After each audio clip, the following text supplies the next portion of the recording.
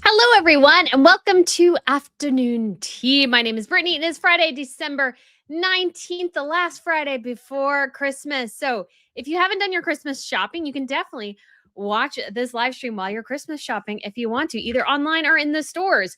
But I feel like today, I'm really, in days like today, I'm very glad I switched my live stream from Saturday morning to Friday afternoon because so much broke today, and it's great to just get it out right now. I know some of you probably still miss a Saturday morning, but it has been an amazing switch over. So I'm so glad you guys are here today. And so let's get into all of it. Of course, we have Harry and Meghan renaming their foundation from the Archewell Foundation to Archewell Philanthropies, as if it can't get worse.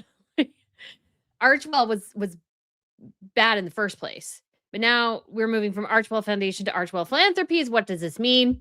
Because it has kind of, I think, numerous, you could say, things you could read into it. It's both it's very, very strange. But anyways, so yes, Harry and Meghan have decided to do that. We'll go into some of the intricacies of why. What does this mean? And I still think it's just kind of a sign of, I think, things still further dividing. Even though they're saying they're united, I feel like this is actually a sign of further division, to be honest. And again, we'll get into all this. We do also have their Christmas card, Harry and Meghan revealed, and it's kind of cold and sort of weird and very much the girl is mine and the boy is yours type of feeling. That's really what it feels like. And so it's a very weird. Everything they do is so weird. It's so weird and contrived. And honestly, the more they do that, the more strange and contrived they seem. So, anyways, guys, I was trying to show the necklace a little bit more here, the cross necklace, but then I'm like, oh, I don't want to unzip too much. That's going to start getting weird. So, yes, another sort of rebranding, resetting. I feel like this year is sort of Harry and Meghan resetting, which I think is kind of a reflection of how bad things are going. If you need to rebrand, something's gone wrong. Something has really gone wrong. And so I think that's definitely what has happened. Obviously, I saw somebody mention Harry being called Harry Wales at a polo event. That was rather interesting. And goes again to go that Harry and I think even Meghan are very much obsessed with the Wales title, even though that's not their title. He went by Harry Wales. Why not Harry Sussex? I thought Meghan was going to go by Meghan Sussex. Like, what the heck? They're all over the place. We do also have Catherine and William's Christmas card to look at as well, and probably a good comparison between Catherine and Williams and Harry and Meghan's, because there's a pretty, you could say, good comparison there. And we do have just the overall kind of slowing down as the year kind of dwindles for Christmas. And we do have a very sad health update from Norway from Crown Princess Mette-Marit, excuse me. And so we'll definitely share a little bit about that as well. And super exciting news. If you're a member, you saw it probably about an hour ago. I should have posted a bit earlier, but of course, life got busy. But for the new year, RNN will be in Copenhagen to cover the New Year's Gala. So very, very excited about that. So I am very, very thrilled to be able to get more pictures, see more tiara events. And it'll be great because this year in 2026 will be, of course, we will launch I think I called it Counting the Centuries. And so it's based on a quote from Queen Margrethe of Denmark, who says, when it comes to the jewels and the tiaras within the family, she says, we don't count the carats, we count the centuries. And so I'm really excited to get to cover a tiara event for the first bit of the year, because this year hopefully will be all about tiaras and royal jewelry. Hopefully that'll be mostly on royal fashion news, but we will share things here as well. So guys, just wanted to keep you guys updated about all of that. And yeah, let's go ahead and get into it. So renaming Archewell Foundation to Archewell Philanthropies. It's weird. So this is a website right now. There's nothing on it. I don't know why they continue to kind of do these type of things where it's just nothing's there. Nothing's there. And it's you're already working on things. You've already had this foundation. It's just stunning to me how abysmally bad everything they run is. It's all abysmally bad. all bad. It's terrible. I don't understand. And this is just from a purely marketing, branding perspective. None of it makes sense. It's all over the place. It's very like okay, like so if you were going to rebrand and change the name of something, number one, that's not really a smart thing to do because everybody already knows you by a different name. And so it would be like me changing Royal News Network to the Crown Report. I had the Crown Report within Royal News Network, but it would be strange for me to change the whole channel and become the Crown Report instead. That would be weird. I still like what the Crown Report is. I'm still debating what to do. If you follow that YouTube channel, I do apologize. The videos perform better, the live streams, if they're here rather than there. So I'm just trying to figure out what exactly to do with it. Debating a couple ideas. Anyways, but the Crown Report will still exist as is. Maybe that's just be where we put in shorts or something. Anyways, but when it comes to rebranding, it's like you need to do it smart, you need to do it wise, and you need to make it make sense. And this doesn't make sense. And it's a horrible name. The first name was bad enough. Archewell Foundation. Archewell Foundation. So 5 syllables. Now we have Archewell Philanthropies. Still 6, I guess. But it's just that's just all I can think of. And so let's go ahead and read what this says. Archewell Philanthropies is home to the charitable work of Prince Harry and Meghan, the Duke and Duchess of Sussex, as they brought in their global philanthropic. I kind of hate that word. It's just a mouthful. Keep it simple, stupid. Meghan likes to pull into, and we've seen this in copies, I've gone over it, like words where I'm like, I don't even know what that means. I have to look it up. And I'm fairly well read. So if I have to look it up, it's rather bad. You need to write things on an 8th grade level. That's how news is written, believe it or not, on an 8th grade level. And really, really good writers can be simple and concise and very persuasive and elegant using very simple language. If you're using too many adjectives, that's always a sign of things are bad. So it says for meaningful reach and maximum impact. I thought that's what you guys were already doing. Like, so what have you been doing since then? And so this is where it kind of changes and becomes again weird and pseudo like Harry and Meghan are setting up a royal court, like either in the US, UK, whatever. And again, it's like, why, Charles, newsflash, buddy, you have to strip those titles. This is not going to get any better. Not going to get any better. And even if, so there are legal parameters, and we'll go into it a bit for foundation and philanthropy and charity and nonprofit and these sorts of things. But I don't think necessarily you have to use philanthropies in the title. I cannot think. If you guys have one, please let me know. I cannot think, ladies and gentlemen, of a single charitable enterprise like I know anywhere that actually says philanthropies in the title. That's just dumb. It's just bleh. And so it says, after 5 beautiful years. What is beautiful about it? I'm sorry. Like this stuff drives me like kind of be real. After 5 impactful years, why does it have to be beautiful? It should be impactful. I don't give a crap if it's beautiful. It should have an impact. That's the whole point of all this. The Archewell Foundation is becoming Archewell Philanthropies. Horrible name. It's awful. It's horrible. The charitable entities allows the couple and their children to expand upon the global philanthropic efforts as a family. And so, number one, it's like their children are 4 and 6. Why are they being included in this? I thought the whole point of Harry and Meghan leaving the royal family is that the royal family was an anchor to Harry. They had so many demands on him.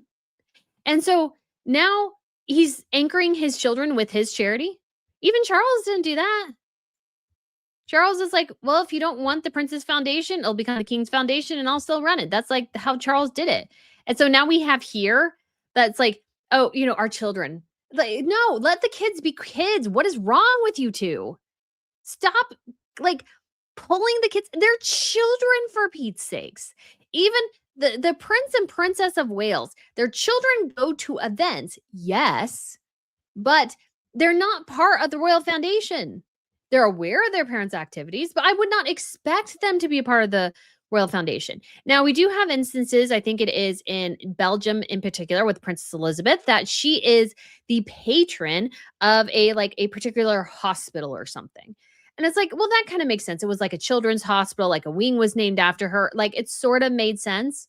And I'm all for young royals being introduced to royal duties. But their parents aren't royals anymore. They're private citizens. Meghan's supposed to be a producer and an entrepreneur. She doesn't need to drag her children into this. This is just getting weird. And of course, there's big questions of what does it mean in terms of, let's say, the finances and all these sorts of things. So I did kind of put this to Google.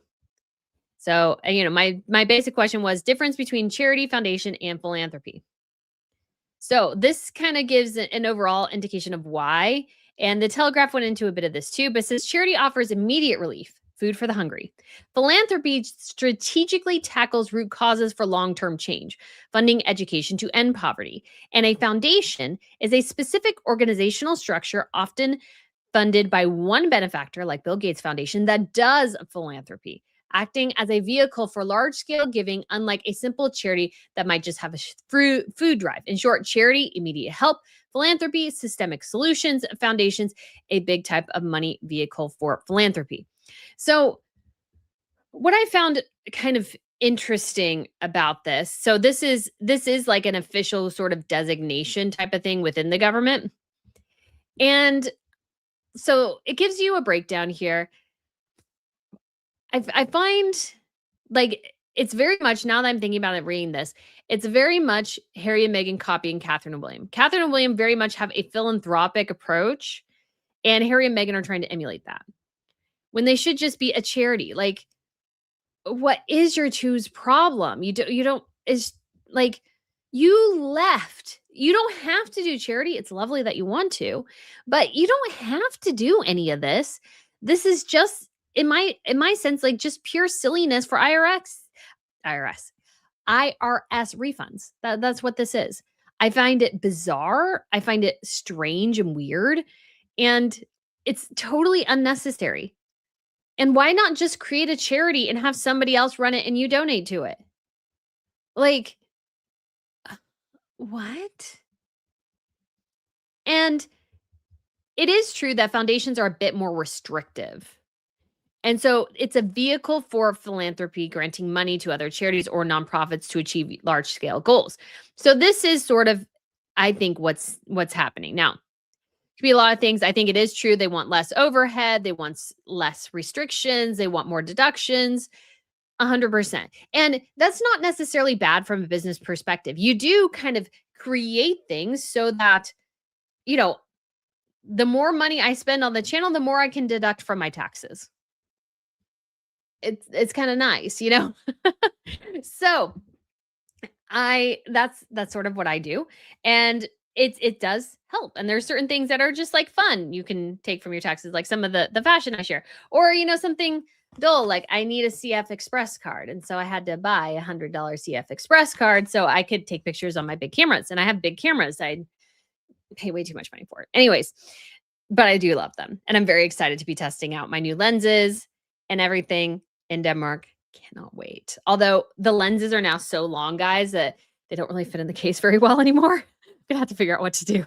They do not fit in the case well.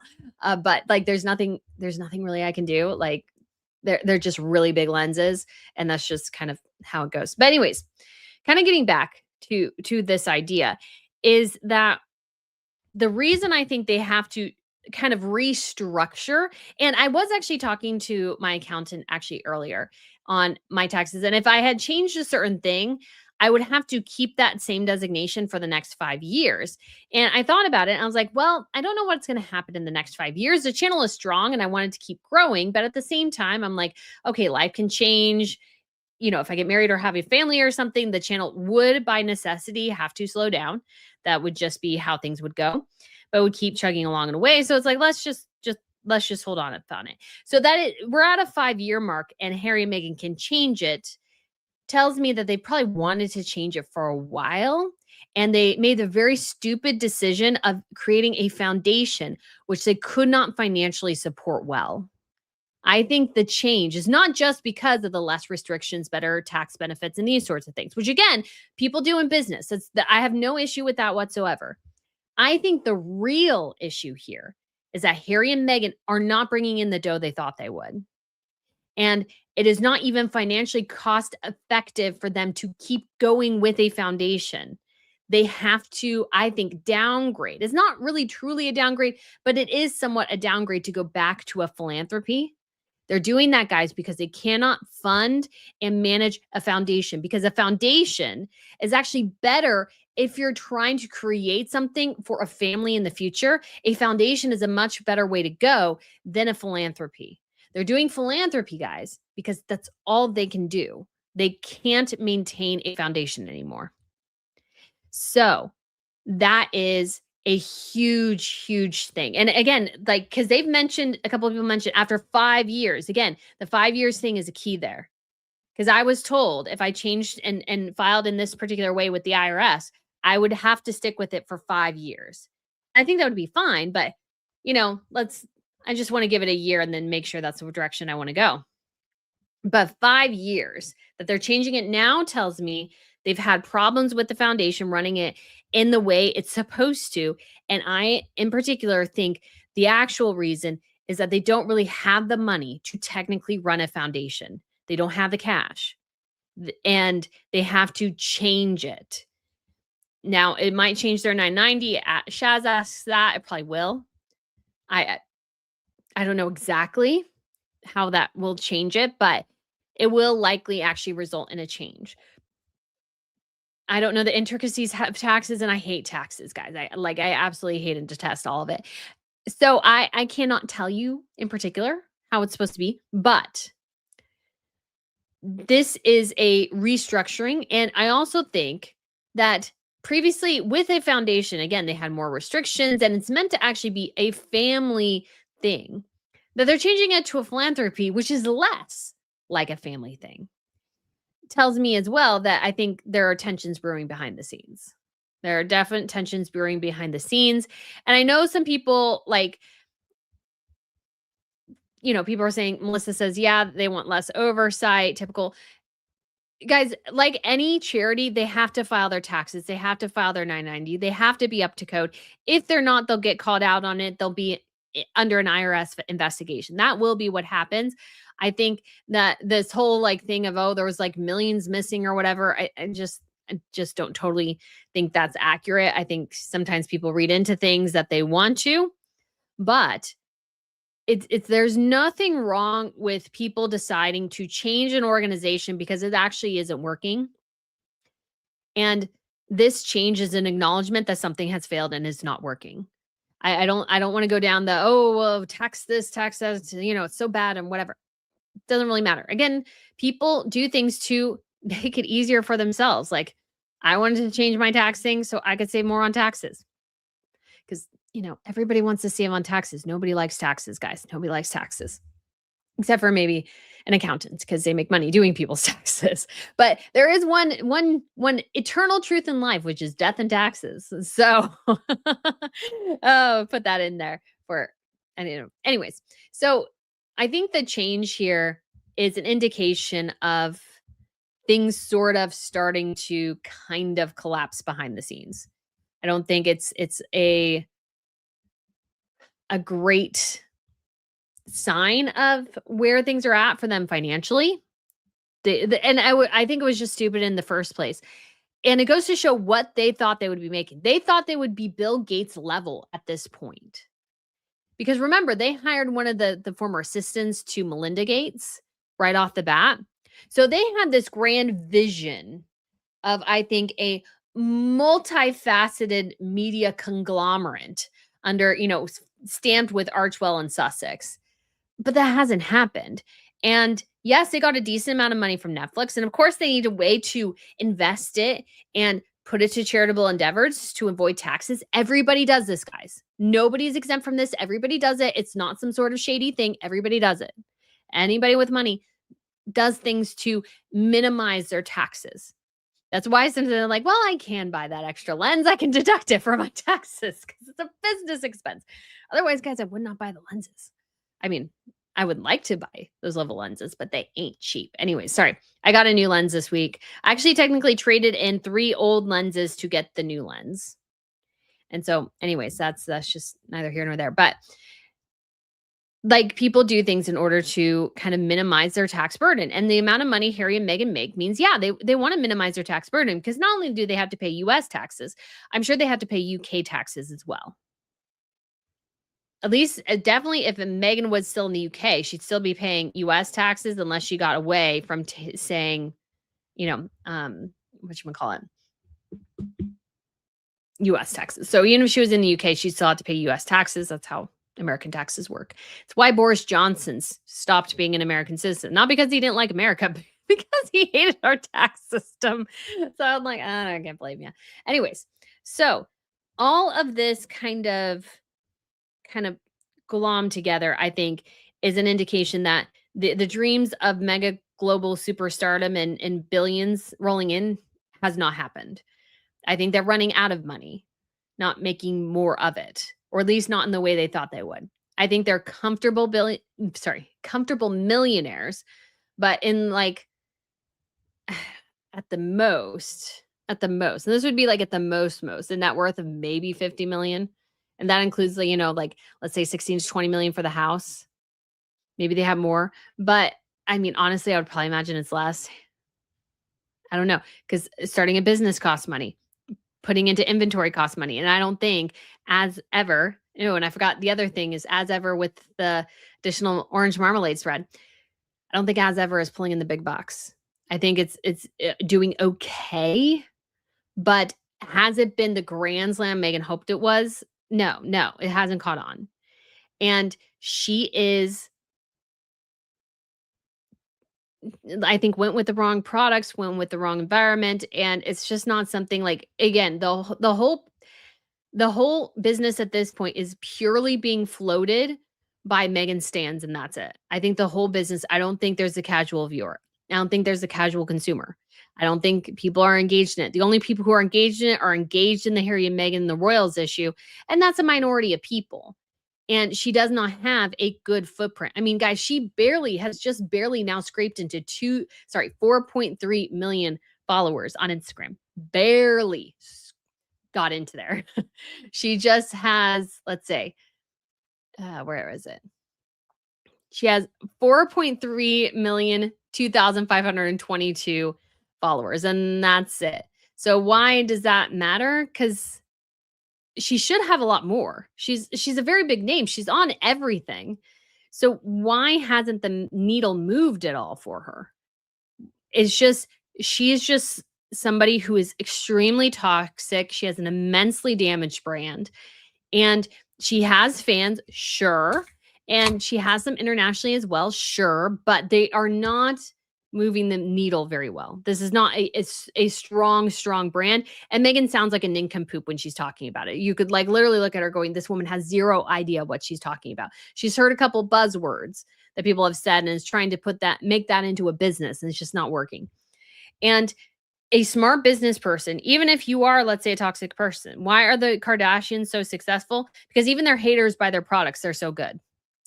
That's what you should have as a business person every single day. Even me, I come on here knowing there's people who don't like me or don't like what I have to say. But I want you, every time you listen to it, to go, well, I don't agree. Maybe I don't even like you, but you make a good point or two. That is what I want people to get when coming from my channel. That's why I try to come at it from a more a holistic perspective, trying to give people the benefit of the doubt and these sorts of things that, not everybody does. But I think it helps establish sort of the success of the brand. It is that kind of thing where you're even doing so well that even your haters have to admit it's like they want to either watch, they want to buy. And Meghan just can't do that. She thinks people are going home and making her one pot pasta. And it's like, no, Meghan, they're not. They're making Martha Stewart's one pot pasta, but not yours. So I think this is a major downgrade. That's not how they're playing it, but I think that is. I did actually put into Google, is it a downgrade to go from a foundation to a philanthropy. It says moving from a private foundation to a public charity isn't inherently a downgrade, but a shift in structure with trade-offs. Foundation offer more control and legacy for family involvement, but require more admin and have stricter tax rules, while moving to a public charity or donor advised fund simplifies management, reduces compliance, and offers better tax deductions, making it simpler but with less direct control over grant making. It's about aligning your giving goals with the right vehicle, not about one being universally better. So, yes, not one is universally better than the others, but the foundation offers more control. It is a legacy for family involvement. And Harry and Meghan said that they wanted legacy family involvement. And so they go from one that offers that immensely to one with less. And public foundation, you can see here, this is just from Google. Private foundation, more control, more work. Public charity, DAF, less control, less work. They want less work. I mean, that's what this is. It's a less work. So it's a lot of things mixed into one. But if I could boil it down, and this again, personal opinion here, guys. This is about money. They don't have enough of it. This is about the rigors of running a foundation, which they don't want to do. And it's about making things just a little bit easier. Now, again, I will say there's nothing intrinsically wrong with making things easier, and there's nothing intrinsically wrong with redoing something in order to make it work better for your lifestyle or make it work better for what it has actually become. But I think it shows their hubris that they went with this foundation, which at the time I thought was crazy. It's like, you guys don't have Bill Gates' money, but they thought they would have Bill Gates' money. But as it turns out, reality 5 years in, again, because this has to do with how tax things are set up, they had to sit with this foundation for 5 years until they could change it.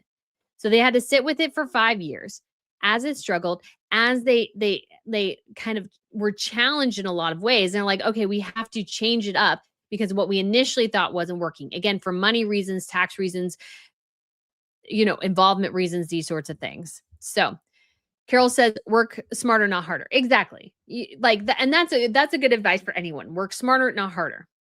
And so that is where we're at with Harry and Meghan here. And I think that's the truth of this Archewell Philanthropies. I mean, it's so awful. It's such an awful, horrible, awful, no good, very bad name. This is the result of restructuring that was necessitated by failure.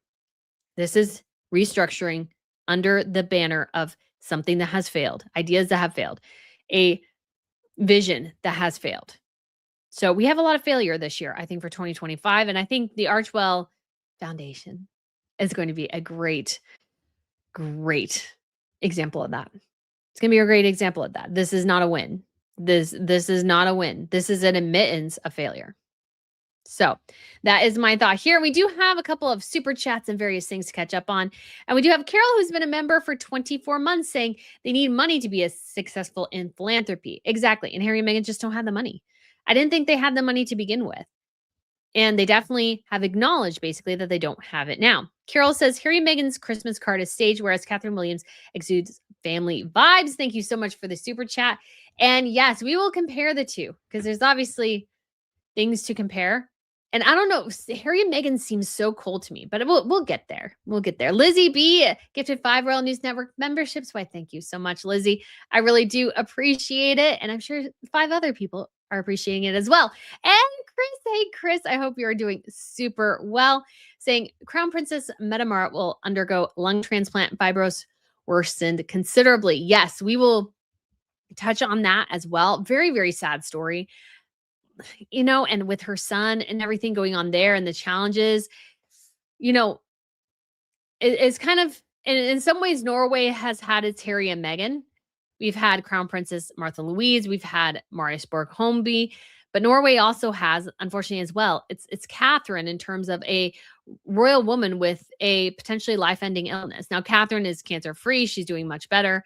But once you've had cancer, obviously they're always testing you to see if it's returned. They're always testing you for this and that. So it does become somewhat a chronic condition because, again, I know somebody who's stage 4 has been stage 4 for almost 10 years. There are constant checks. And obviously Catherine's not in that stage. That's not what I'm saying. But even when they were cancer-free or the cancer was in remission or whatever, there were constant checks. How are you doing? What's going on here? brain checks, bone checks, body checks, they're getting the full kit and caboodle like every, 6 months or a year, what have you. And I'm sure that's what Catherine's undergoing. And so we have Crown Princess Meghan Markle too, who is undergoing something very similar that'll be chronic forever. And a lung transplant. Oh, again, we'll get into more details on that in a bit, but that is a considerable burden for the rest of your life. So Prince Daniel, obviously of Sweden, also has had a kidney transplant. But your kidneys, obviously, you could technically live without them by going on dialysis. Lungs, you can't live without your lungs. So you need to have your lungs. And to have such a critical organ of the body be a full transplant is very scary. It's very, very scary. So horrible situation. And we'll get to the palace has made an official announcement. I think there's an NRK article about it as well, which I probably need to check out. And the royal couple, the king and queen, have spoken on Meghan Markle. So that's something we'll definitely get into here. Stephen says, thank you so much for the super chat. It's really ironic after 5 years, Meghan has got 2 of her core trademarks finally registered 9th of September, Archewell Foundation and Archewell Audio. Oh, that's funny. That's funny. Thank you so much, Stephen, for the super chat. And yeah, now they have to change it and go through. It might be simpler to go through the process this time, at least for Archewell Foundation, because they can change it up. But yeah, Archewell Audio, that whole thing is kaput.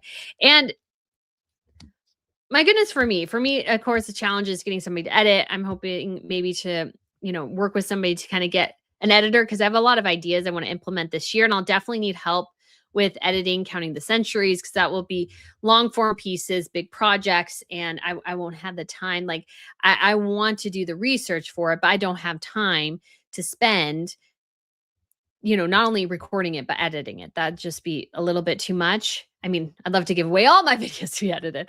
Here's this, so let me get that. We will get there. We will get there. But when it comes to Meghan and Archewell Audio, that was just a total failure. I mean, Harry was apparently so dumb he couldn't even create a podcast. Like, let's remind ourselves what I think Bill Simmons said. I mean, he called them effing grifters, number one, but basically said Harry is an idiot. Like he publicly said the guy's an idiot and too dumb to create a podcast. Well, I mean, he did have the idea of doing hot chocolate. And guys, as a hot chocolate fanatic myself, I actually did create, and if you guys want it for members, maybe I'll show you guys. I kind of created a hot chocolate bar for a recent group event, and it was so fun. And I had little recipes I created, which I didn't really know and encourage people to do. But anyways, all that to say is I am actually a hot chocolate connoisseur, but apparently Harry likes hot chocolate too. But yeah, he was going to review different hot chocolates, but there's not that many hot chocolates. You'd really have to start going to really kind of going to all these little artisan places to find some. Now, I go to Europe though. That's where the good hot chocolate is. So good. Diz Fan says, thank you so much for the super chat. The whole thing is backwards. I don't see Harry spending 6 months in the US, UK, unless a divorce. Do you think he's had a change of heart? So this is going to the idea here, which we'll see, I think, a bit in their Christmas picture about Harry spending more time in the UK. I did a whole video on that yesterday. If you haven't checked it out, you should. It was actually, I think, good reporting from Jack Royston, who pointed out that sort of the reason Harry's getting the reevaluation is that basically he said he's wanting to spend a heck of a lot more time in the UK, which has made another risk assessment deemed necessary. I think he's actually right in that conclusion.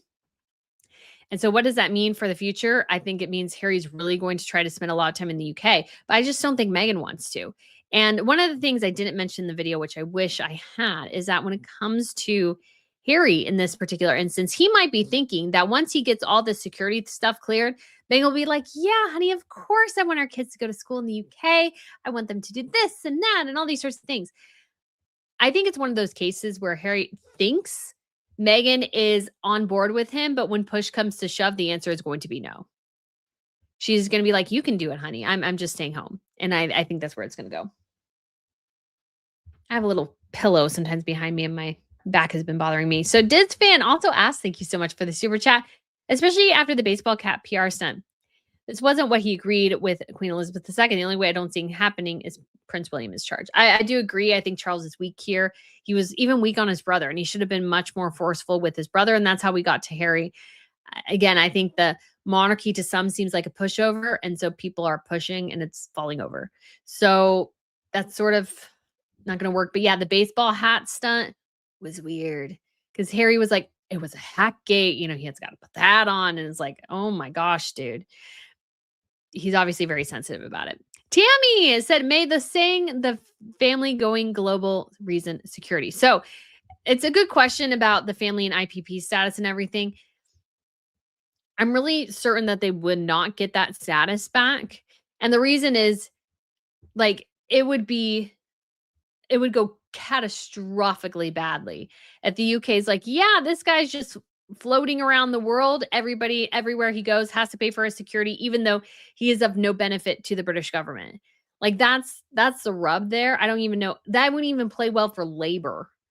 Like, unless you want to destroy the monarchy, that's like the only option. I mean, I'm sure some people, but they travel just fine. Again, I think tomatoes are Harry and Meghan's greatest threats, along with rotten eggs. I think that is the greatest threat posed to them. And I don't understand why anybody would want to pay for the stupidity of a guy who claimed how many people he killed, Talibanese he killed in his book, like wanting to go along with that. That would be like, why are we paying for his stupidity of saying that? He said he did it to help others. But somehow it's like, well, I said that. Well, now you need to protect me because I said that. And it's like, I don't think so.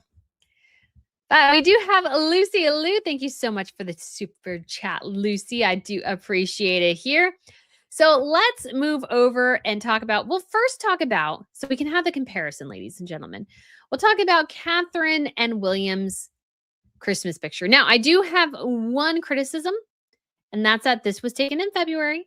I wish it was taken a little bit later, just because, or sorry, not February. They took it in April. It's now December, so I feel like that's a long time. Like, I would like to see a newer picture because I'm sure the kids have actually changed quite a bit since then. Like, Louis probably has more of these front teeth and stuff, so that then makes me a little sad, gotta say. But I think this is a warm picture. Charlotte leaning on her dad is cute. Now, and to be fair, guys, I'm sure the photographer said, hey, Charlotte, lean your head on your dad. But she might have just done it anyways. She might have just absolutely done it. And I just feel like it feels very natural and very sweet. And let's go ahead. And obviously, they're being photographed, they're being posed and stuff. But I did go back through earlier this year and we'll look at these as well because we got this sort of photo session that they had has been used quite a bit throughout this year. So let's go ahead and look at the Wales' Instagram. Here we go. So this was when we we saw the pictures earlier than that because they were technically around for Louis' birthday. So here's the same photo session. So again, this was like in mid-April. So I'm really sad that we don't have newer pictures. Sorry, I just gotta say it. I am. So we do have Louis here for his 7th birthday. And then we have this sweet little video of Louis, which I think is super darling. So this must have been a very, very big like photo shoot thing that they did. Charlotte, and I would have to guess that Charlotte decided what she wanted, but this is a really cute picture of Charlotte. I really do like it. I really do like it. And we got more of this kind of big photo session in June. So for Father's Day, we got this really sweet picture and Charlotte like cuddling Louis. I just wonder if she's a bit more of the cuddler in the family. She likes to cuddle. And so that's super cute thought. And then this sweet, sweet picture of them in sort of a group tackle. Of course, we've seen this before and it was so, so fun and feels very natural.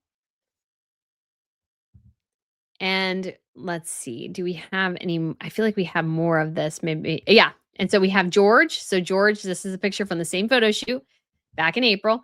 And then we had this sweet little video of George, but with all the kids too. That's what I kind of like. It's more, not just George, it's all the kids. So they all get a little bit of attention. It's so cute to see them laughing and giggling together. They are darling. Oh my goodness. Will it play again? Yeah, there you go. Leading handsome man there. It's so cute.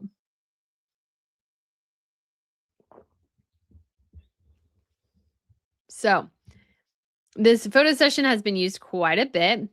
And it just maybe that's easier to kind of get everything done at once, but it does make me like a little sad. I would have liked a little bit more. And then, of course, we get now to Christmas. And I think this is a lovely picture. Great picture of the family, 524,000 likes. I've liked it. I was like, did I like it? I don't know. Because sometimes I see things and I Photoshop things or whatever. But I think it looks very, very good. And now let's get over to Harry and Meghan's. Number one, it annoys the heck out of me that they keep saying happy holidays.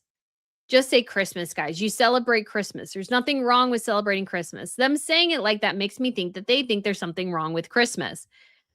And if you actually cut the image right here, you can basically have a Meghan and Lily picture and an Archie and Harry picture. It's kind of creepy when you think about it that way. It's a little creepy. It feels very disconnected, to be honest. It just feels, to me, it feels very cold. And I don't really actually feel like, and the bit with Archie and Harry is actually very sweet. I actually feel like there's something tense between Meghan and Lily. It just feels, yeah, like Melissa says here, just something's off. It feels off. Obviously, Chris as well brushed that hair on Lily. Yeah, her hair is like a tangled mess. I mean, her mom's hair is kind of a tangled mess too, but it just also feels weird. So like we got socks with like about, Mary Jane's, and I don't want anybody making comments. This is not to comment and talk really about the children's bodies and these sorts of things like I see some people do, because somebody's like, oh, their feet are weird and all those sorts of things. I don't want to talk about that because obviously they're children and they can only do what their parents allow them to do.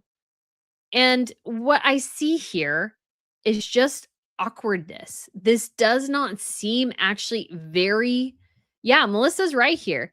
It looks like two different pictures pasted onto the background. It does. It does. It looks like two different pictures. There's no connection between them as a couple. There's no connection between the kids. The kids, the energy between them is very different. So Archie's like grabbing and jumping onto Harry, and Lily's just there with her hands out, like, as her mom kind of gets into her face and goes, Lily, remember, you are the future. You are my favorite. Because and it reemphasizes that Lily is obviously Meghan's favorite. We have seen this play out endlessly at this point. I feel sad for Archie, genuinely sad, because Meghan, everything, it's a legacy for Lily. I'm doing this for Lily. This will be Lily's future. I want Lily to know. It's never about Archie at all. And you can almost feel the divorce in this point is that Meghan wants Lily and Harry gets Archie. Like, honestly, that's what it looks like to me. Like, I don't feel a family. I don't feel a family at all here. Like, I just don't know why. Because even last year when they did the picture, I think Harry and Meghan were looking sort of in different directions at the kids. Was that right? Harry and Meghan's Christmas card. And I know a lot of people have some weird things about that too, but no, Lily's going to Harry and Meghan is holding out her arms for Archie. So this was back in 2024. But this one just seems worse. It just seems bad. Like, what? Because it feels like mummy. And then we also have that Meghan's dress is see-through, so we can see her entire butt here, basically. The outline of her butt. Another cosplay Royal Diana moment for sure. Feels like it. It's like, did we not know that we could see the entire curve of her butt in this picture? Like, it's just, and her shoes are weird here. It's like this whole getup seems just bizarre. It feels like parents who have no connection to their children. That's what I get. I don't get a connection between the kids. I don't get a connection between the parents. I just don't really get anything. And somebody's right. And you could cut this picture down the middle and you'd have two different pictures. Energies, again, totally different. None of this works together, I think. Like, you could do it cute and, like, have, like, the girls keeping a secret from the boys, but what I think it was well is that because, they're so freaky about their kids' faces, that they're trying so hard to hide them, it makes everything actually look worse. You know, it's just yeah. What is the point of this? Because it's like, "Oh, Lily, let's pull your hair down here so now you got so people can't see your face." It's just yeah, all I see is disconnection, disassociation, and parents who aren't all that really engaged with their children and faking it. That's what this looks like to me. There are ways to do that picture where I think it's kind of connection. Although, again, we have the issue of Meghan not being that attached to Archie. It seems like, again, this is what she promotes. In their picture for the year Lily was born, Meghan was holding up Lily, and both her and Harry were grinning and looking at Lily, and looks like Archie is about to fall off the page. This is what we get. There are ways to have family pictures. And if you want your kids to be part of your, if you want your kids to be workhorses for your charity, they're going to have to freaking show their faces at some point. It's just bad. And all I can think of again is that I think things aren't going necessarily super duper well behind the scenes. And we have very different visions and competing visions for the future. I think Megan still wants Hollywood. That's why she's doing these more productions and stuff. Now, it is true as well that a lot of Hollywood productions are moving to like the UK and other places. So it's kind of actually funny that Harry and Meghan went into an industry which is moving back to the country that he wants to. But I really just don't think Meghan wants to be back in the UK. All her friends are in Los Angeles. The life she wants is in Los Angeles. And I just do not see her wanting to move back to the UK. But I mean, I do have to say again, I think I saw it was your comment, Krista. Archie looks happy to be interacting with his dad, although Harry's touching his nose. But honestly, I could not get less of a feeling of tenderness in this moment. It feels very controlling to me between Meghan and Lily. It just feels very controlling to me. It just doesn't seem very natural at all. And you can have like beautiful natural moments. There's actually a really cool picture of India Hicks. Hold on.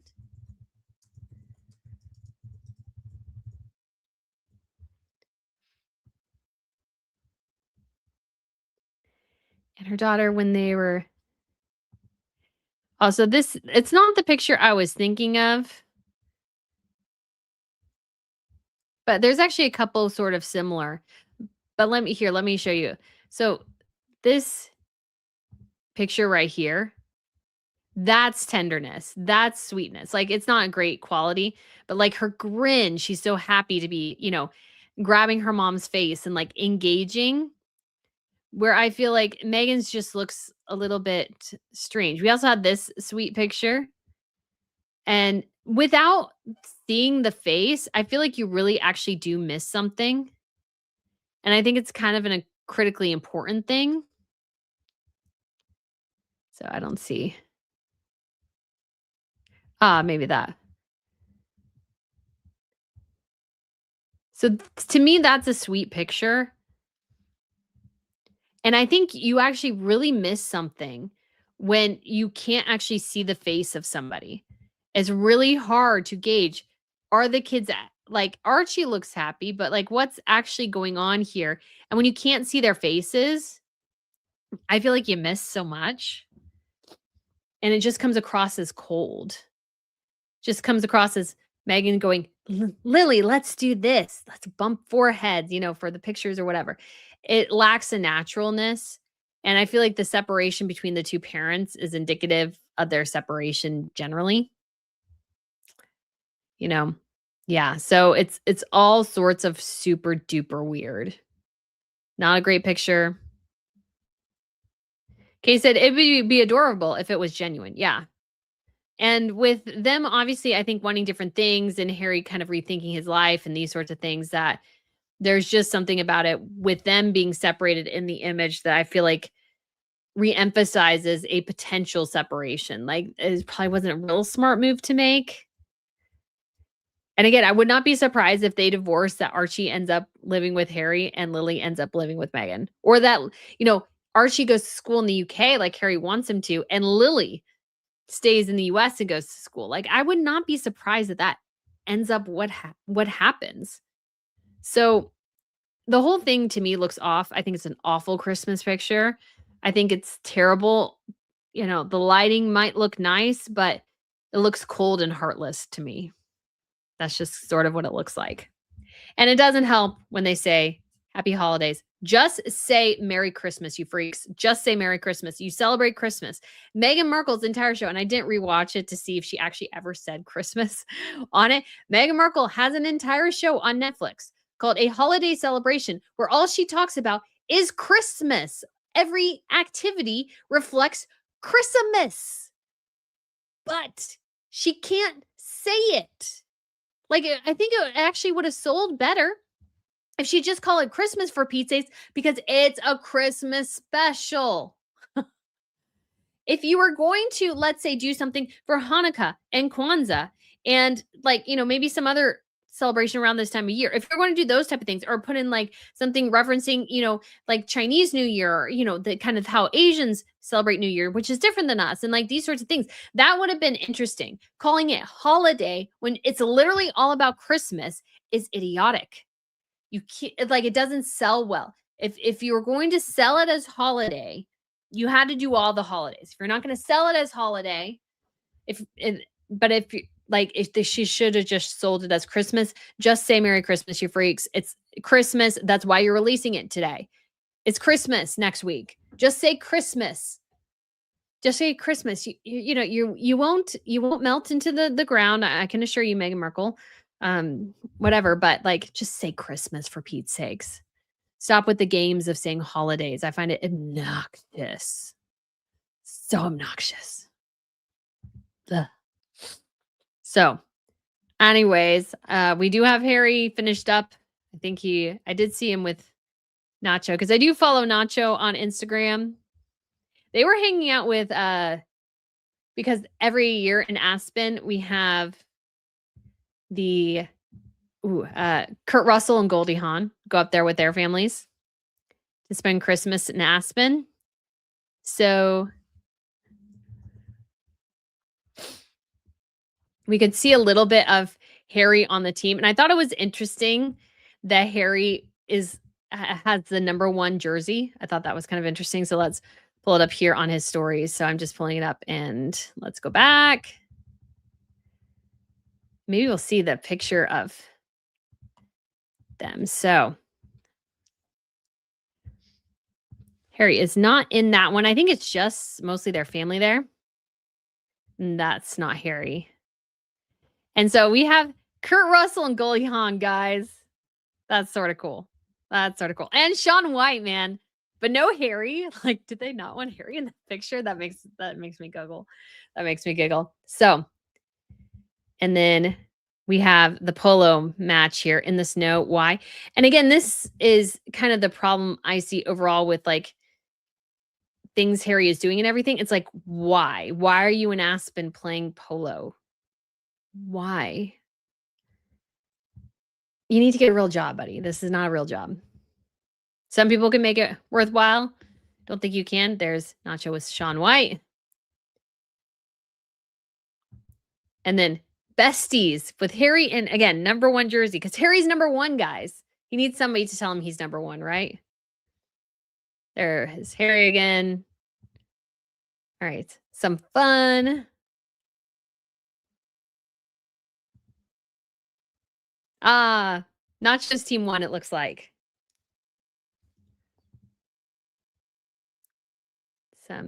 So they're celebrating with some champagne.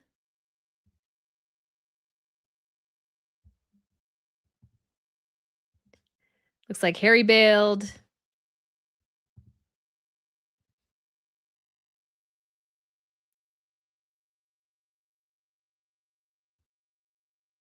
The field of battle, there's a bond. Sure, guys. You're just playing polo. You're just playing polo. There we go. And Delphina. And they've actually just celebrated their 20-year wedding anniversary. So congratulations to them. Bravo. Bravo. So, anyways, I just thought that was kind of interesting where Harry was and wasn't included. And of course, that was probably like Harry's decision in a lot of ways. But at the same time, it's a little strange. But so is pretty much everything Harry does. So we do have some super chats here to catch up on. Little Linux says, get to 10 Royal News Network memberships. Why, thank you so much. I really do appreciate that. That is absolutely amazing. And I'm sure many others will as well. We also have Drazen 5000. Maggie shoves herself into Lily's face, grabs her hands to feign an intimacy that is not there. Lily isn't leaning into it at all. Exactly. That's what, and I almost got that feeling as well in the picture for Lily's birthday. Is it feels like Meghan was smothering her and Lily didn't look honestly that engaged. Like Meghan was playing it. So I just felt like this was really all about, Meghan, and Lily just kind of is there, not maybe enjoying it too much. It's hard to tell, of course. It's hard to tell, of course. But I think that's one of the things is like Lily's standing there, not really giving Meghan anything. Like if I could see her face and she's smiling and she's got a crinkle or whatever, like maybe you could kind of understand. But honestly, she looks awkward. She looks awkward with her own mom. Archie looks natural. Lily looks awkward. She looks awkward. Her mother's shoving her face in her own face and feigning this intimacy where, again, a giggle would go, like if you could see the giggle, the amusement or something on the face, it would go so far. Honestly, I feel like not seeing the kids' faces make Harry and Meghan look like worse parents. And people don't have the greatest impression of them as parents in the first place.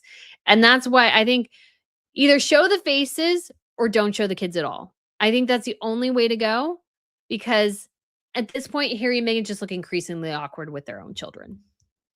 Stephen, thank you so much for the super chat. Said Archewell Foundation Form 990 2024 released on Sussex.com. The Archewell org only comes up with new Archewell Philanthropies statement. Yes. So you'd have to go into the Wayback Machine to find the old website. But it's just weird. Like, why are you making like it feels like it's like this grand footprint. It's like, yes, we're doing this. Like, okay. Like, why? It's just really weird. Just really, really weird. Teresa, thank you so much for the super chat. Said, I'm not being nasty, but do American kids wear knee socks? The Wales' pick shows love. This shows they are uncomfortable. Yeah, it just doesn't feel like a good balance at all. It's just not a well-balanced picture. It's not a well-constructed picture. It looks very divisive, in my opinion.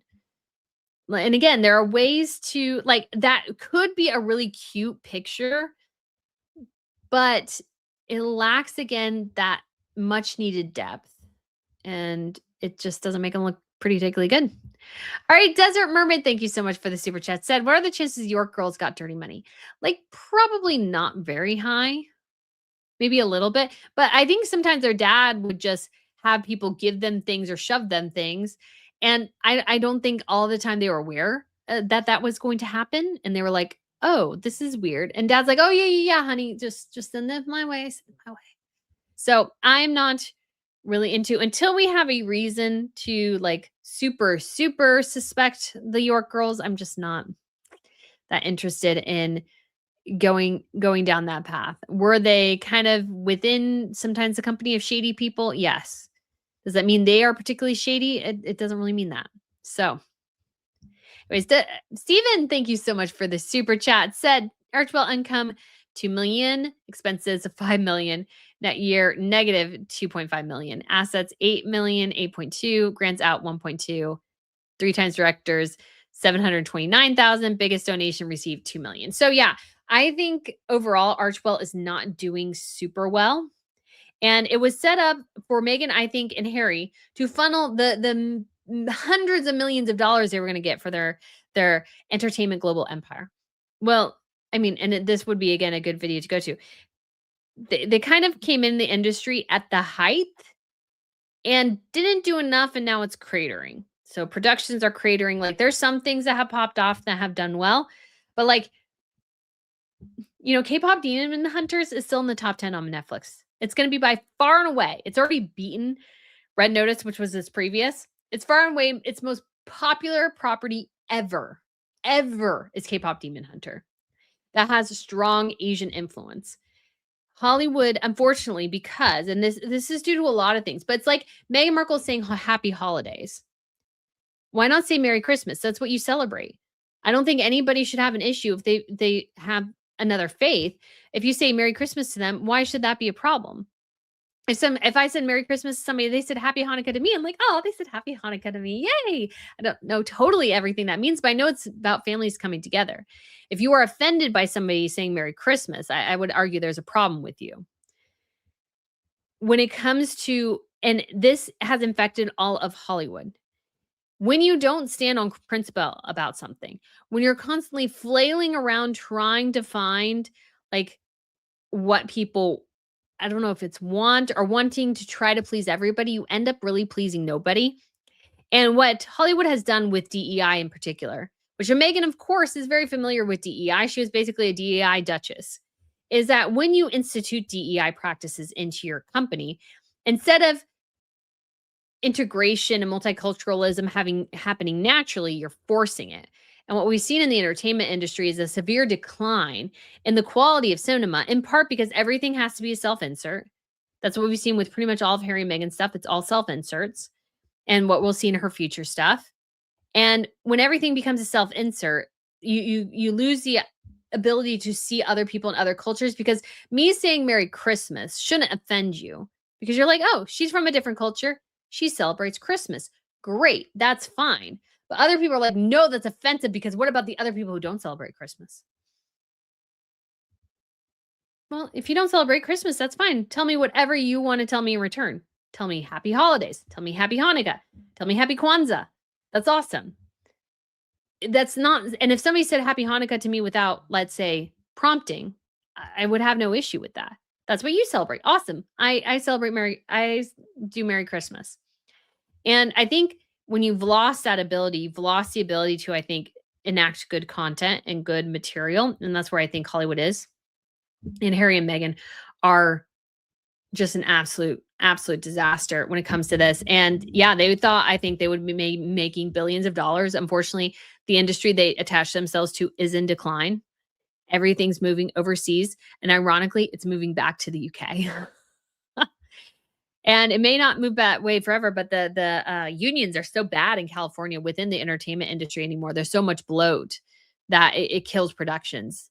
Like when you have to have, let's say, you have to have like 50 people in a writer's room, because you have to have basically a representative from every different culture, every different community, every different religious faith, and these sorts of things, every different sexual identity, all included in one room. Like, people are getting in there who don't deserve to be in there, and you're seeing a whole decline of the industry. So yeah, that's not a surprise, but yeah, Harry and Meghan, it's sort of funny that their industry is embracing Harry's home country, which Meghan hates, I think. Little Licks gave a super chat. Why, thank you so much, Little. I hope you have a fantastic Christmas or holiday, depending on what you celebrate. But I hope you understand what I'm saying when I say Merry Christmas. All right, Chris, thank you so much for the super chat there from Sweden, saying, is someone investigating Archewell and Centibale? So when it comes to Centibale, I don't know where the status of that was, but I don't think Centibale will probably exist much in the future. It was, again, I go back to this, like, if you take Harry out of it and you look at the organization, it was an organization that was already in a bit of a decline and wasn't as useful as it used to be, and was not led well. I don't think it was led well then. I'm not entirely sure it's led well now either. So it was an organization on the decline, and they did get an investigation which found no evidence of bullying, which is kind of what I thought. That's what I thought would happen. But the organization overall, I would not donate to Centibale on the off chance that my funds are not going to be used the way I want them to, even with new leadership in play, because the leader of the organization got too wrapped up in the dramatics of it all rather than actually leading the charity. So that would be why I would step back.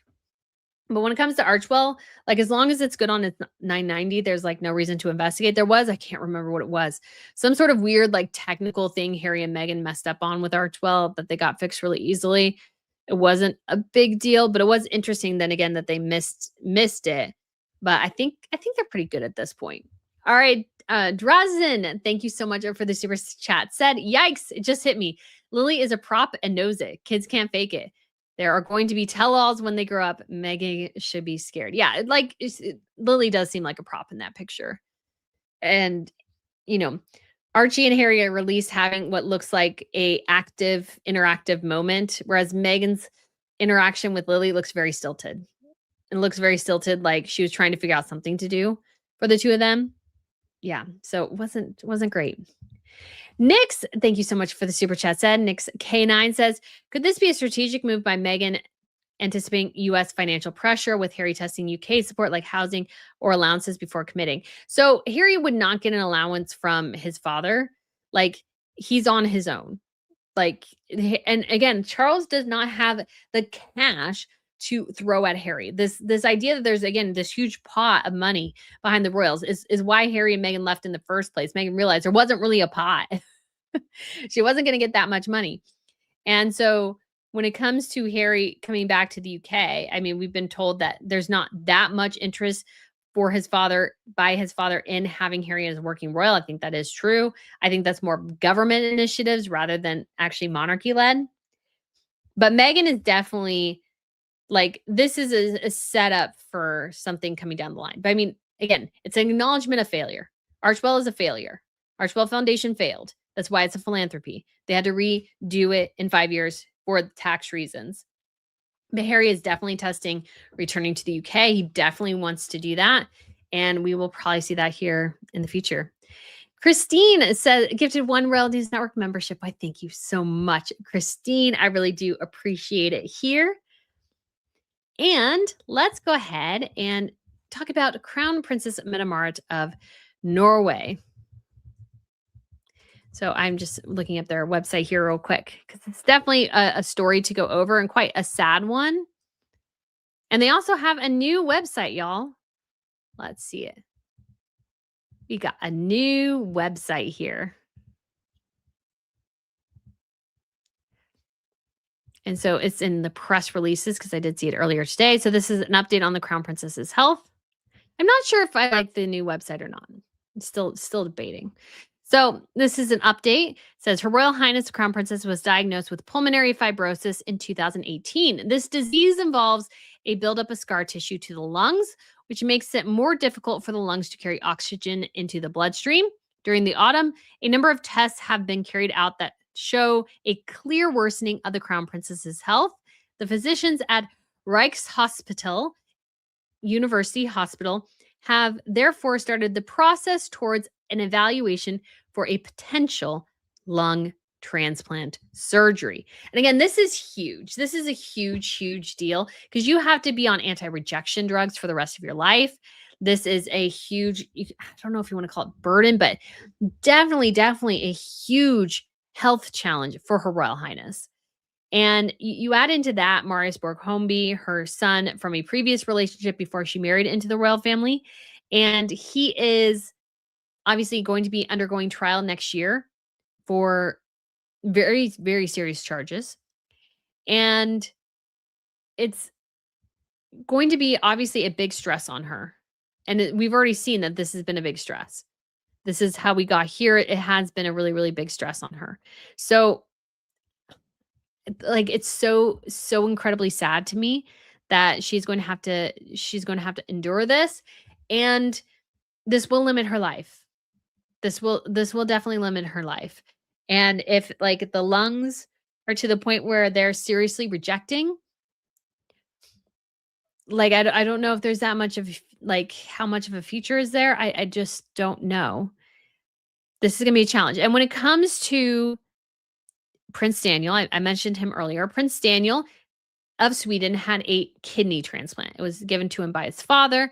But of course, you can live with one kidney. So if his father gave him a kidney, his father is still living. The challenge with a lung transplant is that the person who has the lungs previously has to have died in order for a new person to get the lungs.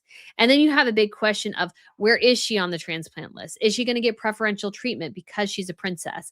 Like, these are very serious questions to answer.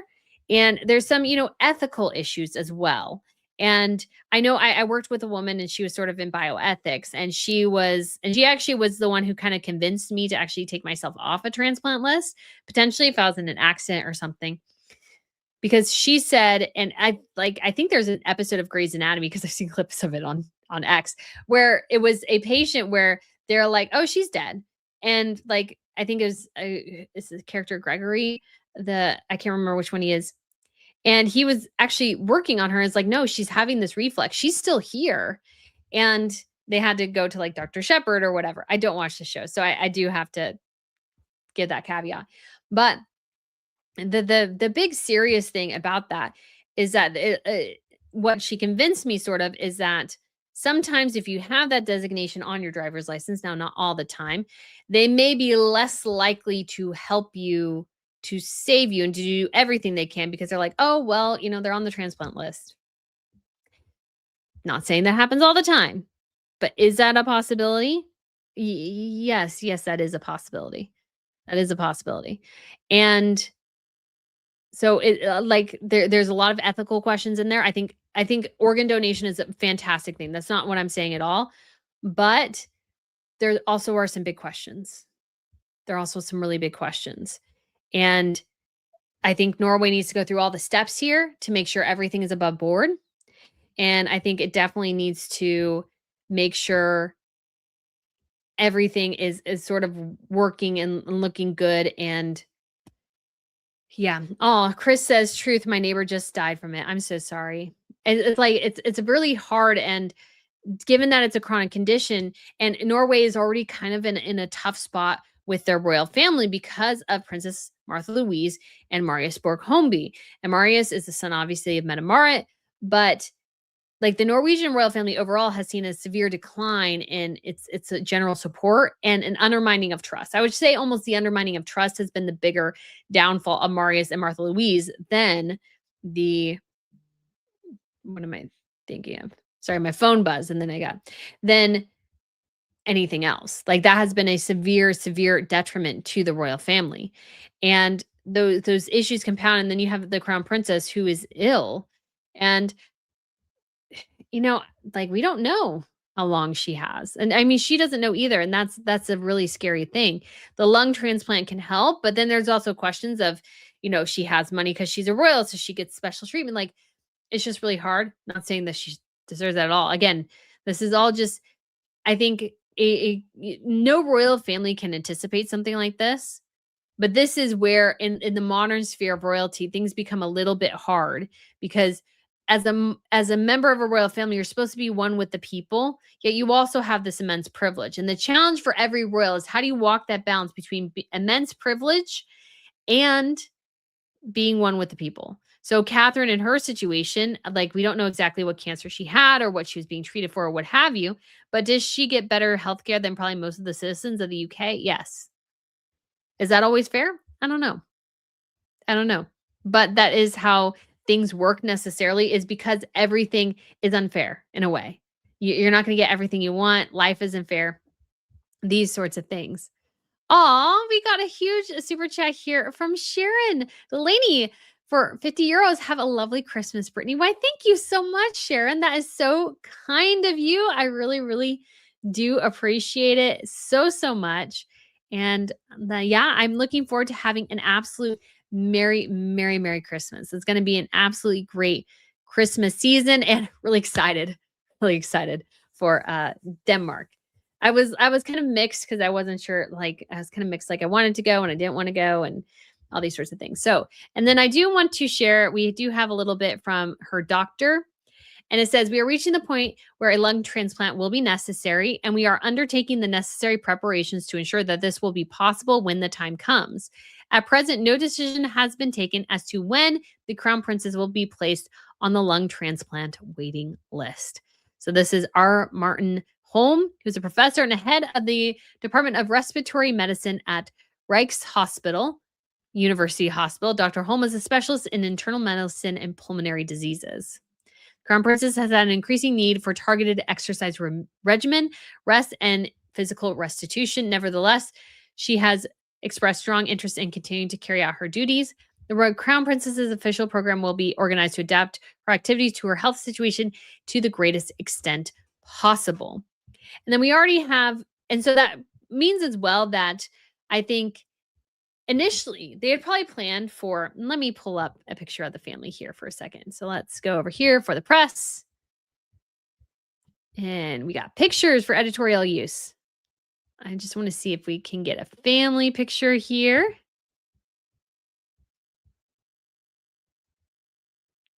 Some of these are quite old. So this is Crown Princess Metamarit, and she has 2 children.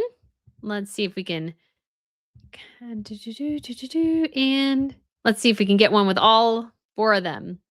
Oh, that's not how this works, unfortunately. So there's her husband, Crown Prince Haakon. We have Princess Ingrid Alexandra down here. She is the future queen. So there are just generally more pictures of her because she is part of that.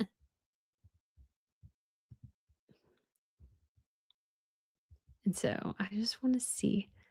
Oh, come on. Oh, and there's her brother, Sir Magnus. So that is him there in 2023. And so they have 2 children. So I think the initial thought process was that Magnus would probably not have many royal roles. Like most royals would, I think, most of them are kind of downsizing. So it wouldn't make much sense for him to actually be a working role, but he's taken on more engagements. And I think that is because his mom's illness, that he will be called up to be a working royal. And when it comes to the rest of the Norwegian royal family, I think, the rest of the British royal family, William, I think, believes that, Charlotte and Louis and whatever, that they won't be working royals. I think they'll all have to be working royals. Okay, so I've figured out what I don't like about this new website. I want a group picture of the family, not just one. But anyways, so, and there is the king and queen. They are both approaching 90. So very, very sad situation. I hope they're able to manage and navigate this pretty well. But this is going to be tricky. It is going to be tricky. And given that Norway has had a challenging year or two, I think that makes it especially acute, the situation. So here we do have the king and queen talking about it. And they say she's absolutely doing what she can. And unfortunately, she is doing less and less. The disease is constantly developing. It is difficult, says King Harold in the Year with the Family. But we have to live with this, he adds. Today it was announced that Crown Princess Metamarit's lung disease had dramatically worsened. It's been 7 years since she announced the disease. It's sad to see she is unwell, says Queen Sonia. The illness doesn't look good on the outside either. So I think it's very difficult for her because she would like to do a good job, but she doesn't have the strength. We can see that this is something that worries the whole family. So she also says in an interview, I spent much of the last 6 months at JSM or at the National Hospital taking new tests. And then we had to have a number of conversations this fall about lung transplantation. That is what is new, that we are starting to approach that step, says Crown Princess herself. And it says, in families where someone is sick, is clear it affects the family. For me, it is very important that the children get to live their lives and understand how much joy I get from it. Like with Ingrid, who is now studying in Australia, it means so much to me. It's important to me that they don't have to do anything differently because of my situation, but it's clear that it's a process for them. It's been difficult for them too, of course. And so here's a picture of the whole family. And yeah, I imagine this is really difficult because I've lived with challenges within my own family and in health wise. And yeah, it's difficult to live with a chronic illness like that. And hoping that she gets the transplant that she needs and that it all goes super well. And yeah, wishing them all the best here. And let's see if there's anything else. And so let's see if we can listen to, I think this is a video. Maybe not. Oh, there you go. Now you can listen. It's fun to actually listen to the royals talk. Holde sykdommen I sjakk med medisiner, og det har gått egentlig ganske sakte, utviklinga fram til nå. It's just always interesting to hear their voices. Crown Princess Victoria has a really deep voice, if you just don't know. Mens nå har jo utviklingen vært sånn at det har både gått litt raskere enn det både kanskje legene og jeg hadde håpet da. Ja. So I was trying to see if we could see it a little bit in her breathing in that interview. Vi er ikke der enda at du skal bli satt på liste, men disse testene viser jo at Ja, vi har jo visst hele tiden med denne sykdommen at det er jo den veien det går da. Men jeg tror nok... It's hard to tell. There's a part of me that wants to tell, and then it's like, no, I don't have enough information to know. So that is the update with Meta Marit, wishing her all the best as her doctors sort of navigate this really, really tricky road. And it's not going to be easy at all. And I'm wishing them the absolute best, especially during this Christmas season. So guys, that is it, I think, for the main portion of the video. We do have some super chats to catch up on, and then we'll go through some questions. So Christine gifted 1 Royal News Network membership. Why, thank you so much, Christine.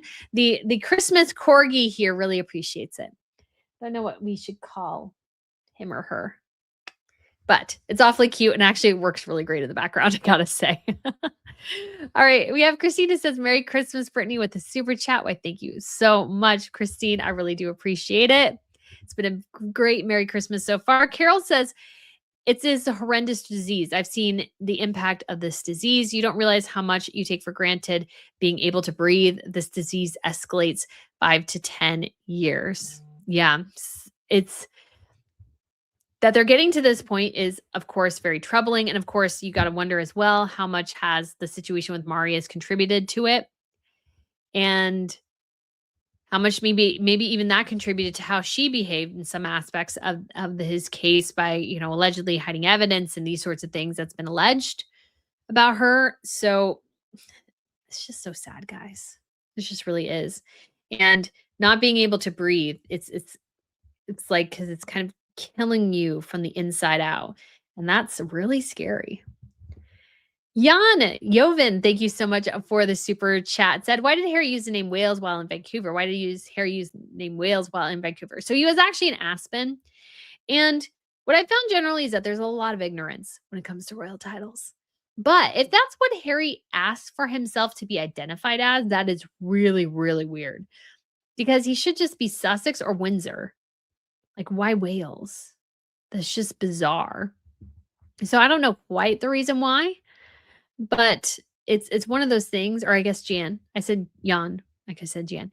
But it's just one of those things where you got to wonder where things are going in that particular situation and what they're like Harry's trying to move. And again, it could be another indication that Harry wants to be Wales again. Basically, he wants to be who he was before he married Meghan Markle, because he used to be Prince Harry of Wales. And there may be an aspect of that he still desires. And he's not getting that. And I think with probably some pretty good reason. All right, Maggie, thank you so much for the super chat as well. Said, I don't always make it to the lives, but enjoy the replays and all your videos. Have a wonderful Christmas and a safe trip. Merry Christmas to Miss Pippa too. Why, thank you so much, Maggie. I really do appreciate it. Miss Pippa is downstairs, sleeping her little heart out. She did have to go to the vet earlier this week. If you're on the members live stream, we had to do a little bit of an earlier members because Miss Pippa was having issues with her eyes. And then funny story about Miss Pippa. So the next day, I'd been giving her the eye gunk that the vet gave me to help her kind of clear up whatever. And so I was going to go to the gym, and I went upstairs to kind of change out of my clothes.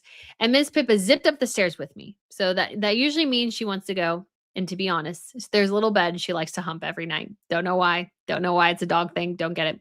Anyway, so she was running upstairs, and I'm thinking she's going to go hump this little bed that she has. And then she runs into her kennel. And her kennel is always in my room. And her kennel is where she goes. Like, I put her in there. Let's say if she's been sick or something, having, issues that, I can corral her. So in case she gets sick, I can take her outside or whatever. But I've never had her like run in there like at night at that time. And so I just laid out in front of the kennel for like an hour until she finally seemed to feel better. Like her nose was warm and dry. So I knew she wasn't feeling super good. But yeah, it was just, but I also was like, are you really sick? Or are you just wanting me not to go to the gym? And she's not wanting me to go to the gym. Naughty Pippa. But I do think she wasn't feeling super well. But it was just kind of funny. Anytime she runs to her kennel, that means things are bad. Like she only wants to be there when she's sick. So, yep. Yeah, Ritz says baby Pip. Yeah, she's doing good. But I was like, I knew it wasn't her knees, and she has issues with her knees a little bit. And her elbow, because she broke her elbow. If you remember that way back from like 2022, I think it was actually, that she had broken her elbow. And so, like, if she got up the stairs, though, her knees aren't feeling that bad. If she doesn't want to go up the stairs, then her knees aren't that bad. So I don't know what was bothering her, but she was good. Cheryl says, hello from sunny California. I'm sitting out by my pool and listening to Brittany, enjoying the sunshine. Lucky you, man. Well, it's finally been warmer. It's been super cold for a while. I'm like, okay, I'm so glad we're back. All right. Gretchen, thank you so much for the super chat. Says, Brittany, thanks for all the great content in 2025. Thanks for watching Netflix so I don't have to. Looking forward to the great stuff in 2026. Yes. Hopefully lots more fun things to come in 2026. I am so excited. We'll see. We'll see. It might be a lot of traveling this year. Han and Conservative says he can't be, he's no longer Wales, but he has the excuse that others don't know that and confusing the public to make them think he is still taking like claim to the titles so Meghan can get them. Yeah, it's kind of crazy. They are very weird. Bunty says that photo on the bridge in the garden reminds me of Princess Wales's Chelsea Garden show a few years ago. Oh yeah, that was cute. That was cute. And what we did see, which again we didn't really see with Meghan, is the kids interacting. The kids in for Meghan, like they're not they never interact with each other. It's weird. It's weird. Kay Johnson says, so excited to see your new content, Brittany. Me too. I'm need to work on it. Coastal Angel says, Brittany, any predictions for 2026 with the Sussexes? So I think Harry will definitely make his attempt to go back to the UK. And Meghan will still be trying to make inroads in Hollywood. And I think, again, we saw kind of the split in 2024, I think, with the philanthropy versus entrepreneur. We saw that split. And now we're seeing like a continental split. So I think they'd be Splitsville in 2026, like I sort of teased in my latest episode? No, technically not. But are things not, I don't think, going super well? I mean, the honeymoon period has to definitely be over. And there are tensions there. There 100% are tensions there. And it's like how can it not be? They make their lives so unbelievably difficult. And I think what Harry really struggles with is like he wants the attention, yet he hates the attention. And so he's constantly, I think, in misery because he hasn't just accepted the realities of this limit.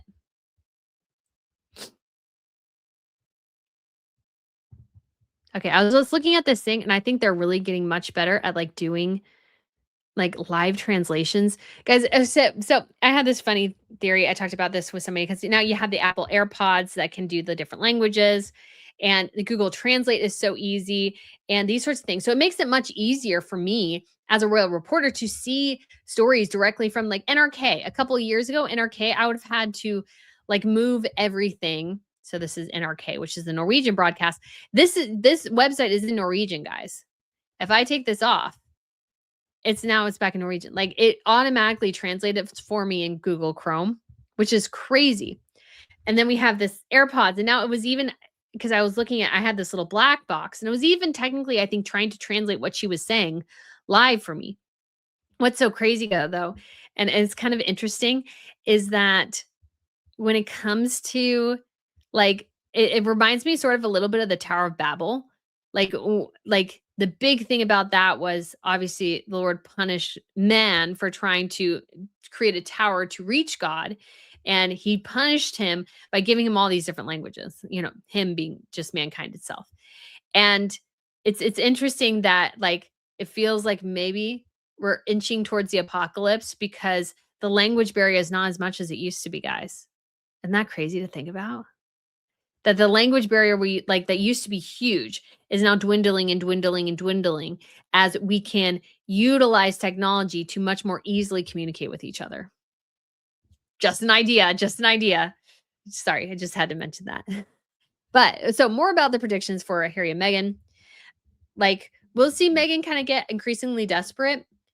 Like, for an entire year to only grow 4.3 million. I think Jennifer Aniston did that in like a day. So Jennifer Aniston holds the record. She still holds the Guinness Book of World Records, I think.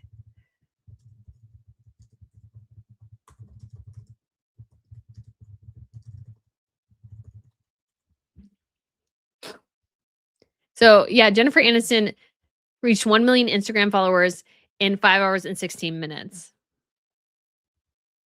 Yeah, the platform temporarily crashed due to the overwhelming interest in her Instagram.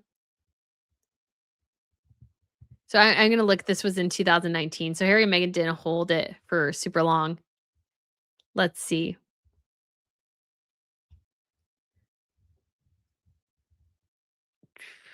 I was going to see how quickly, but I just want to, just for curiosity's sake here. I think we'll see also for Meghan Markle some very lame attempts at trying to make things work post with love. Maybe we'll see another podcast. But so Jennifer Aniston got to 1 million in 5 hours and is sitting at 44 million. And Meghan Markle is only at 1/10 of that after a year. And Jennifer Aniston, of course, took her a couple years to grow there as well. But I think Meghan just has not, I don't think, reached any of the heights or any of the metrics that she thought she would. Meghan, so for 2025 for Meghan has very much been about the rise and fall. You had this steady rise in the beginning of the year. It crested when with Meghan debuted and the brand first launch, and then just kind of went down from there. So I don't think this year really went as well as she thought it would. Azima says, can't wait till you reach 250K. Why, thank you. Azima, I'm excited about that too. 250,000, that would be crazy. Steven says only 2,200 to the Caribbean hurricane relief, maybe, perhaps. Clifford said, what do you think about Tina Brown saying Archie is the African child? So that was interesting. I mentioned it in previous video I posted yesterday. So what somebody said, which was probably true, is that, they wanted Harry to be or Archie to be kind of, wild and free and all these sorts of things. But all I could think of when it says that this is my little African child, Harry said, is like, well, Harry, honestly, the more African child would have been from Chelsea Davy, because at least she was actually born in Africa and raised in Africa. So yeah. So you kind of missed out on that, because she's your real actual African connection. Meghan Markle has only been to Africa when Harry has dragged her to Africa. Meghan would not have wanted to go to Africa unless Harry was dragging her there. Now, I will be honest as well. I'm not like, Africa is not like high on my list of priorities of places to visit. I've visited a lot of places. I have been to Africa. I've been to Uganda. But like the one place in Africa I really wanted to go to was Egypt, which like some people don't even really consider Africa, but it's technically on the African continent. But anyways, Han Conservative says, yes, the royal family surname is Mountbatten Windsor, which is why Andrew is now Mountbatten Windsor, but doubt Harry is going to go with Mountbatten Windsor. Yep. Ritz says the pictures are so staged and they both look like they both think they can fool us. Sad, really, the siblings don't interact in the pictures. That would be totally normal. Oh, well, more fakery. Cosless Recon says philanthropists use their money to give away. The pair use everyone else's money for themselves. No, I think they are actually giving money to the foundation, because that is how they avoid taxes, guys. And again, a lot of people do it. That's not a Harry and Meghan thing. That's not a slide on Harry and Meghan. Everybody does it, but that's just sort of the reality. GB Tink says, Brittany, you are honestly the best when it comes to the royals. I love listening to your opinions. In fact, you are the best. Why, thank you. Sin S2M says, here we go again. The rare glimpse. We've seen more of them than Catherine Williams kids. Yeah. Shaz says, see, now that you've said it, I have to agree. We never see them interacting with each other, but we see that with George, Charlotte, and Louis. Yeah. And we saw that even when Charlotte and George were young children, they were obviously close as siblings. And like, that's great. That's awesome. Like, Archie and Lily don't even look like they share the same parents. Like, they just never interact with each other. It's weird.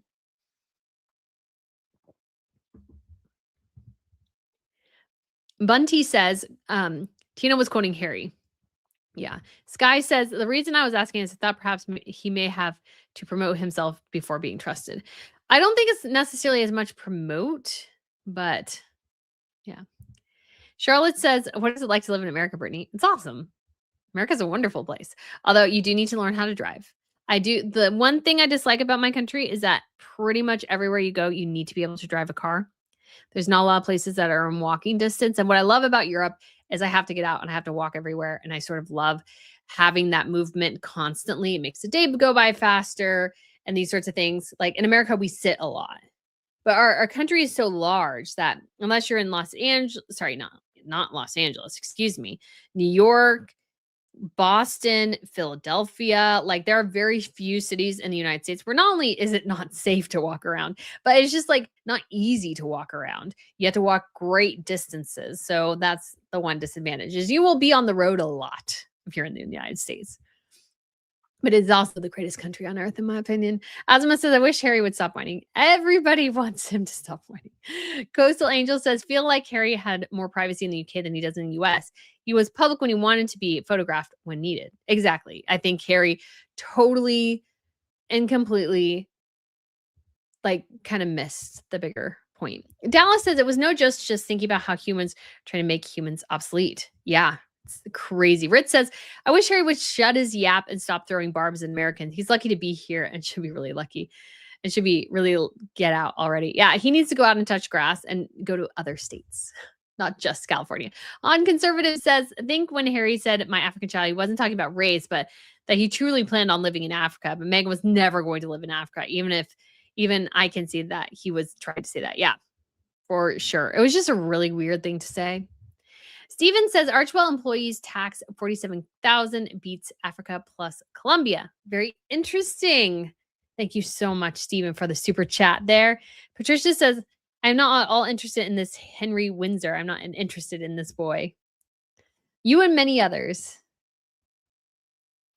Colleen says, hiya, I got a notification that I received a gift membership a little bit ago. Thank you for whoever gifted it. Love your work, Brittany. You are my favorite Royal News channel. Why, thank you. Why, thank you so much. And we will do like a all members live stream, not next week, but the week after.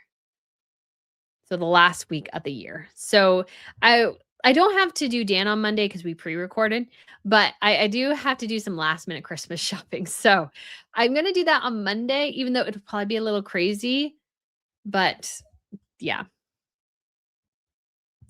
Coastal Angel says marrying into the launched her fame and then dived into disaster. Exactly. Ritz says her arrogant romp on the beach, riding the sand, did nothing, started nothing, and ended as nothing. Yeah, it was really kind of a miss.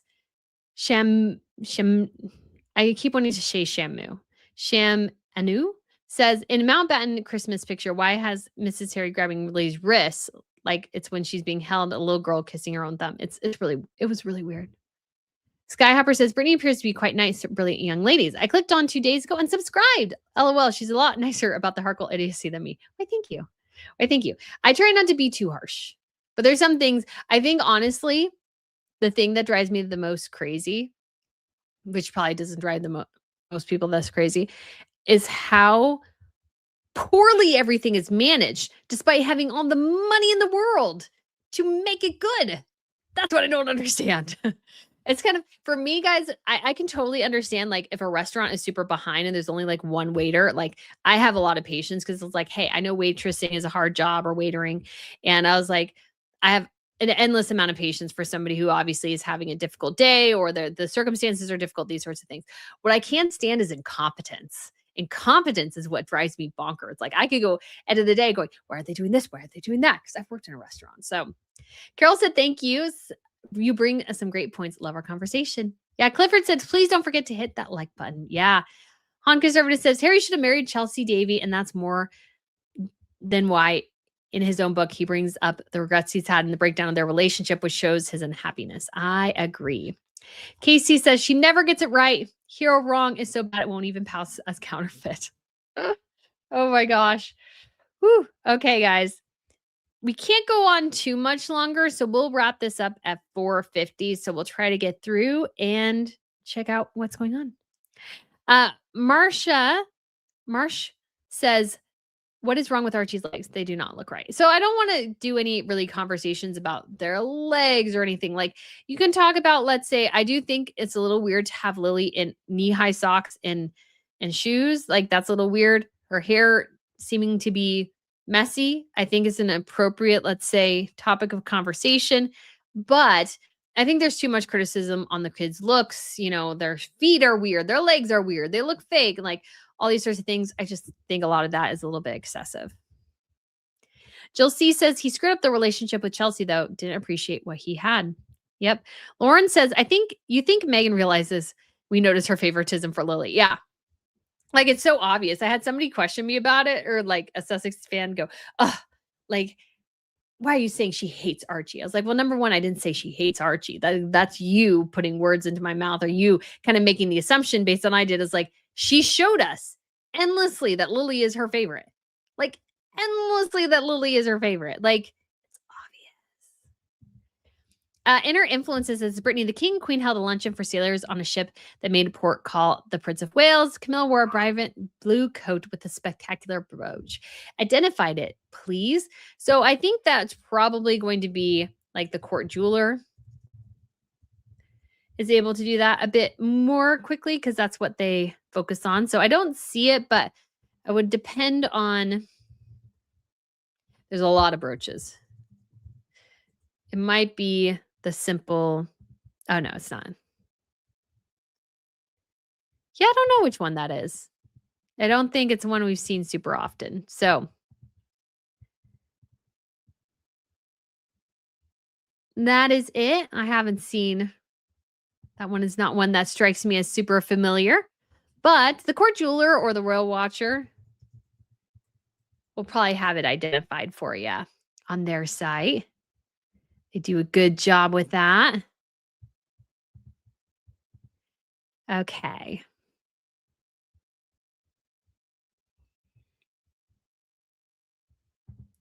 So Clifford says, well, Brittany, Africa is huge, though. There are many wonderful countries for you to visit. So I tend to go to places that have a history connection for me.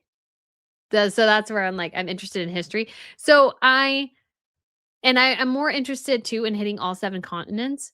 So I want to go to Australia, but like without like the benefit of hitting the 7 continents would be like Australia be like a top of the list priority for me. No, like for me, it's like Egypt. Really, really want to go to Egypt. I want to go to Israel. Really want to do that.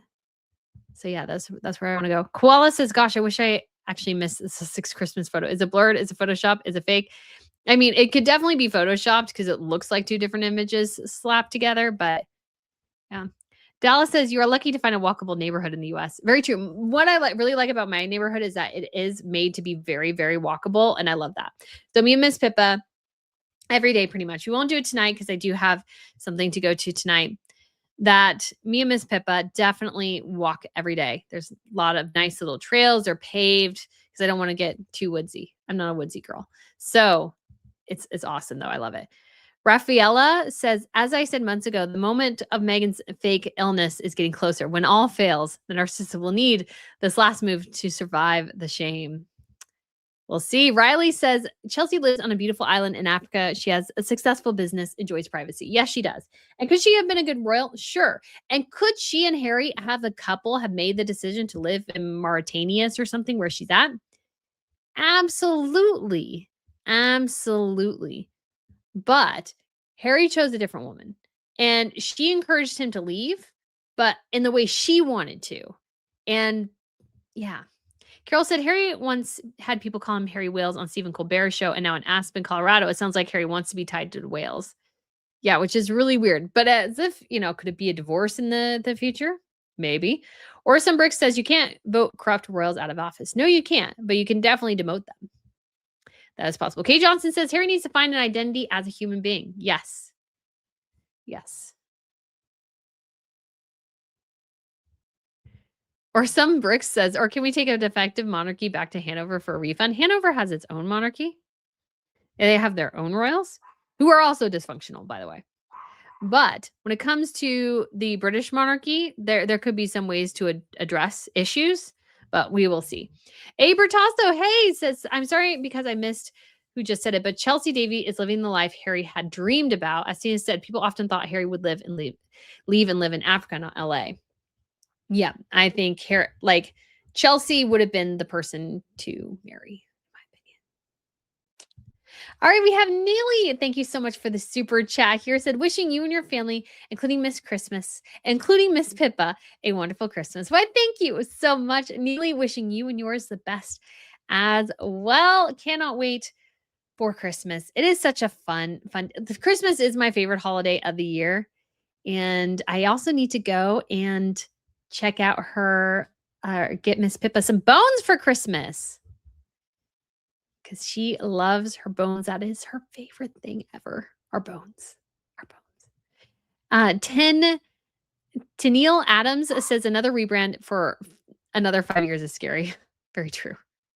Too Old to Care says, why do we even need a Christmas card from the Heart Goals? I mean, it is cute. Like, I'm not really going to fault them for having a Christmas card. I just think the games with the kids are just annoying. Honka Service says, you think Meghan is going to go without getting me attention? She never can. Like, Harry has inflicted her on us for all time. She will be always trying to get attention. Lynn Gideon says, we should all send Meghan a Christmas cards with glitter in them. Oh, that is funny. That is funny. And her influences says, Brittany, Meghan wears an upside down cross. They do not celebrate Christmas. Well, she doesn't she doesn't wear a cross anyways. She wore a cross bracelet one single time, which I had an issue with because it's like, she doesn't really care. But yeah, she is hitting the old Wiccan, I think. Dallas says, Harry won't want to share a surname with Andrew, despite both being disgraces. Oh, that's very true. Kyle says, U.S. has this broad spectrum of people. Surfers like me, the cities are amazing in New Orleans. Rocks, it's just a great place. Well, not now. It all depends on where you're at. But I do love this country. I think it's an awesome country. Nicole says, funny they are outside in nature. Total copy of the Waleses. Yep. And Nurse says, the backlighting on all four of them is the same. You can see it on the portion of Harry's hair, Archie's hair, Lily's hair, and of course we see Meghan's whole body exposed, like Diana. Yeah. So I think they probably were there, but it's just interesting. Princess Goose says, not that I think she's a Christian, but she did go to a religious high school. Yeah. And then she dropped Catholicism for Judaism, and then dropped Judaism for Anglicanism, and dropped Anglicanism for whatever she is doing now, which is probably what she was always doing, which was a little bit of hokum. So anyways, guys, thank you so much for tuning in today. Wishing you all a Merry Christmas. There will be no live stream next week unless I change my mind. But I'm going to say probably right now, no live stream. Enjoy time with your family and friends. I know that's Boxing Day in the UK, and I know people go out and do different things. And in case my family wants to do something, I want to be available for that, because it's important to not be so, let's say, consumed with being online. It's good to be out in the rest of the world as well. So guys, thank you so much. Merry Christmas to everyone. And I shall speak to you again very, very soon. Bye.